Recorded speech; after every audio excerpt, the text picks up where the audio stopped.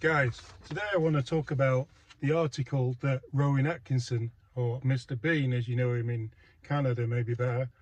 Rowan Atkinson is a very highly educated person. He's not just a comedian, he's a writer, he's and he's an early adopter of electric vehicles.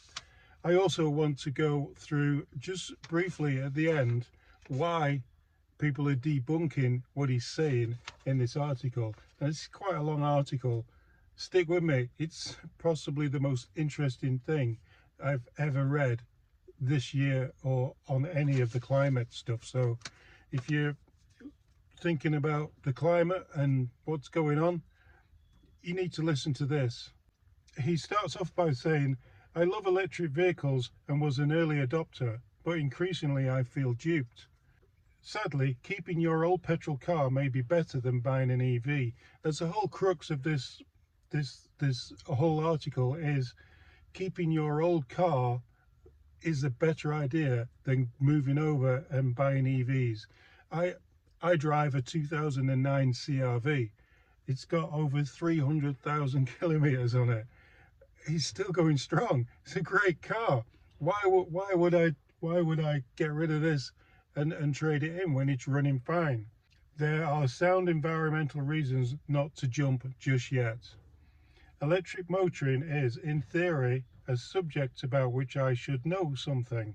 My first university degree was in electrical and electronic engineering with a master's in control systems. So that's what I mean. He's a very intelligent person. Combine this, perhaps surprising, academy pathway with a lifelong passion for the motor car, and you can see why I was drawn into early adoption of electric vehicles. Rowan goes on to say, I bought my first electric hybrid 18 years ago and my first pure electric car 9 years ago, notwithstanding our poor electric charging infrastructure, and have enjoyed my time very much with both.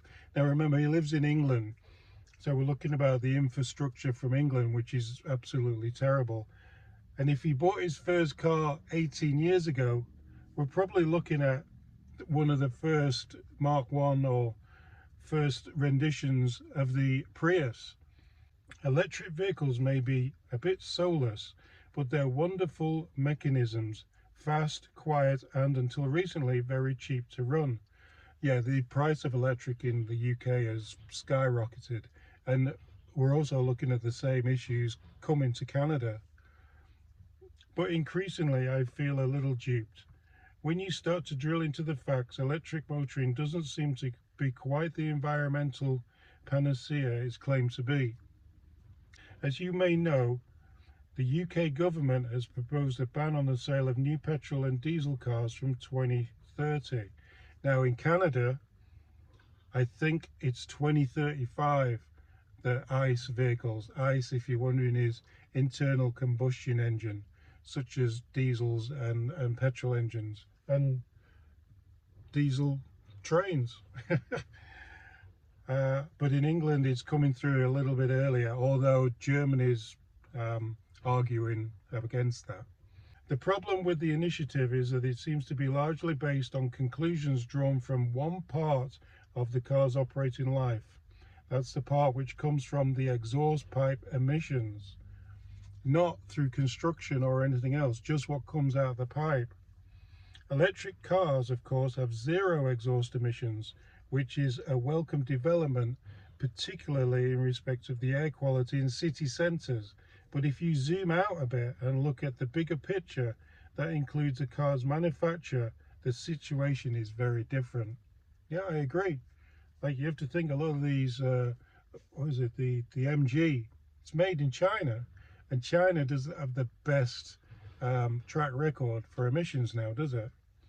It seems a perverse choice of hardware with which to lead the automobiles' fight against the climate crisis. I agree. Unsurprisingly, a lot of effort is going into finding something better. And so it should, and we're always going to be doing that. We're always going to be defining and finding anything that can improve on gasoline, petrol in England. So-called solid-state batteries are being developed that should charge more quickly and could be about a third of the weight of the current ones. That would be great if you could get the weight down. But they are years away from being on sale, by which time, of course, we will have made millions of overweight electric cars with rapidly obsolescent batteries. Just this month, oh sorry, just last month, Canada is funding electric electric vehicle battery manufacturer in Ontario. Battery are all in on batteries. Canada are all in on batteries. Hydrogen is emerging as one of the interesting alternative fuels. Even though we are slow in developing a truly green way of manufacturing it, it can be used in one of two ways. It can power a hydrogen fuel cell, essentially a kind of battery. The car manufacturer Toyota has poured a lot of money into the development of these. Yeah, we have Toyota in Woodstock near where I live, and yeah, big factory there. But Toyota are pouring money into the development of hydrogen fuel cells, which is good. You know, going to go somewhere with that. Such a system weighs half of the equivalent of a lithium-ion battery, and a car can be refueled with hydrogen at a filling station as fast as petrol or gasoline or gas.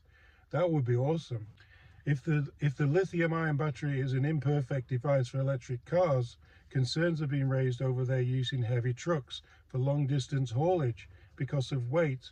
An alternative is to inject hydrogen into the new kind of piston engine. Could you imagine long-distance haulage trucks that can drive for 6 hours on a full charge, and then they have to park up and wait 12 hours to try and charge the batteries? That's going to be a crazy world we live in. JCB, the company that makes yellow diggers, have made huge strides with hydrogen engines and hopes to put them into production in the next couple of years. I think that would be awesome if you could make a fuel that would run in an internal combustion engine. That would be amazing. You could keep all your cars and maybe just put maybe the run on glow plugs or something, you know, like RC planes or something. You could run the car off some sort of synthetic fuel mixture. How awesome that would be. But that's not now. Now is just keeping your car. If hydrogen wins the race to power trucks, and as a result every filling station stocks it, it could be a popular and accessible choice for cars. Yep, I agree with that. But let's zoom out even further and consider the whole life cycle of an automobile.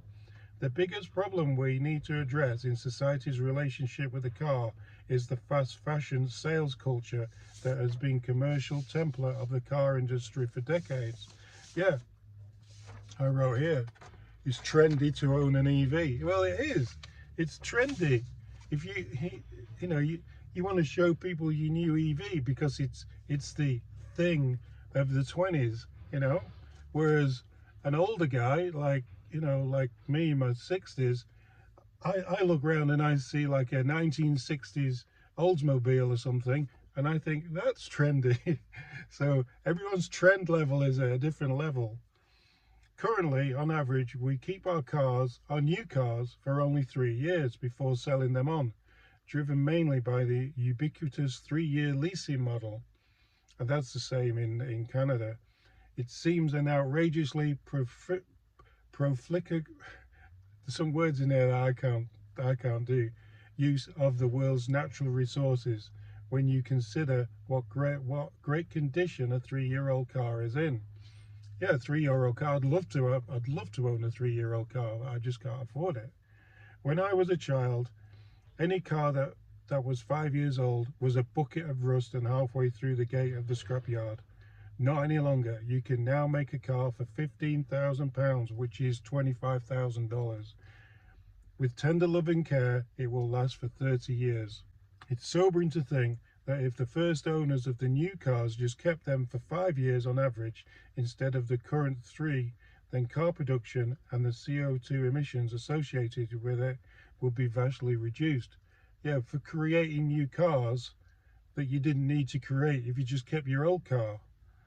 Yet we'd be enjoying the same mobility, just driving older cars. Yeah, well, You might not know, but in England, the license plate on your car, the number plate on the front, comes with the car, and it's dated. And there's like a trendy thing in England that you have to have the newest date on your car.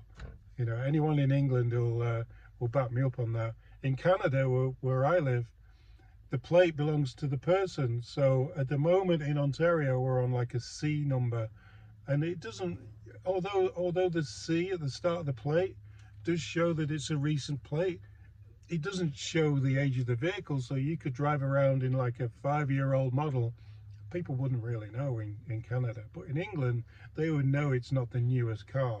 And that's a problem in England more than in Canada, I guess. We need also to acknowledge what a great asset we have in the cars that currently exist. There are more than 1.5 billion of them worldwide. Exactly. In terms of manufacture, these cars have paid their environmental dues, and although it is sensible to reduce our reliance on them, it would seem right to look carefully at ways of retaining them while lowering their polluting effect. Fairly obviously, we could use them less. We could walk more, bike more, and just keep the older car on the driveway at the weekends, you know. As an environmentalist once said to me, if you really need a car, buy an old one and use it as little as possible. That's an environmentalist saying that to Rowan. A sensible thing to do would be to speed up the development of synthetic fuel, which is already being used in motor racing.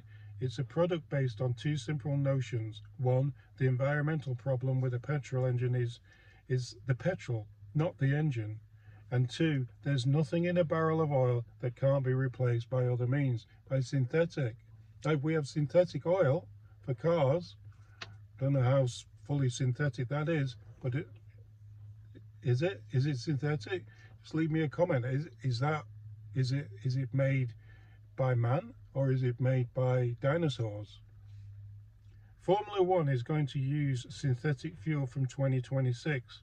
There are many interpretations of the idea, but the German car company Porsche is developing a fuel in Chile using wind to power a process whose main ingredients are water and carbon dioxide.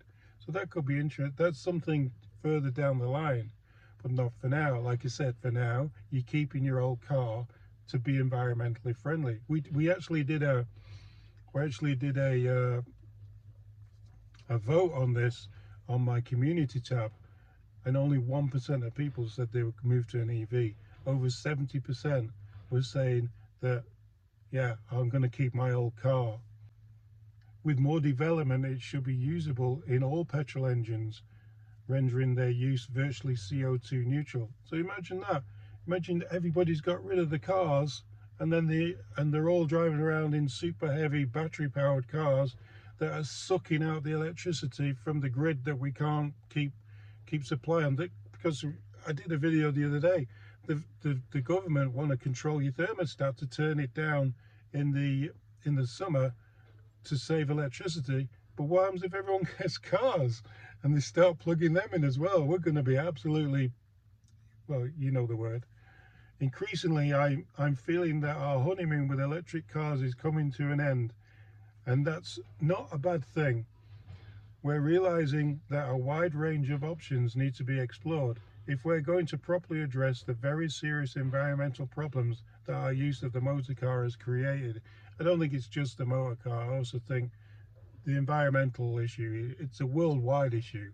We need to get countries like China and Korea and Russia on board with, and America on board with, decreasing what they're putting out in the atmosphere more than just, putting it on everybody who drives a car. You just can't do that.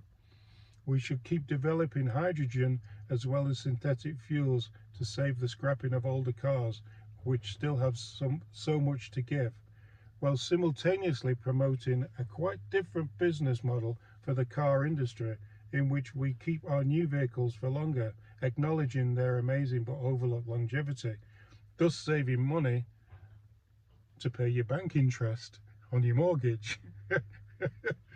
That's a Canadian thing. You'll know if you're Canadian. Friends with an environmental conscience often ask me as a car person whether they should buy an electric car. I tend to say that if their car is an old diesel and they do a lot of city centre motoring, they should consider a change. That's a common sense approach. Yes, I agree with that. But otherwise, if you own like a 4-cylinder petrol engine with a catalytic converter with low emissions, it's not pouring smoke out the back, hold up fire for now. Electric propulsion will be of real global environmental benefit one day, but that day has yet to dawn. It's not now. These electric vehicles now, they're not the way forward just yet.